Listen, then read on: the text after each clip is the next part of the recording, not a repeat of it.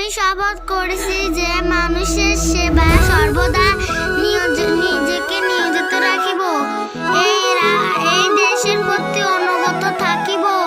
দেশের একতা সংহতি বজায় রাখিবার জন্য সর্বদা সচেষ্ট থাকিব। হে মহান আল্লাহ, আমাকে শক্তি দিন, আমি যেন বাংলাদেশের সেবা করতে পারি এবং বাংলাদেশকে একটি শক্তিশালী ও আদর্শ রাষ্ট্র হিসেবে গড়ে তুলতে পারি। আমি আবারও বলতেছি, আমার হাতের লেখা খারাপ হতে পারে, কিন্তু আমার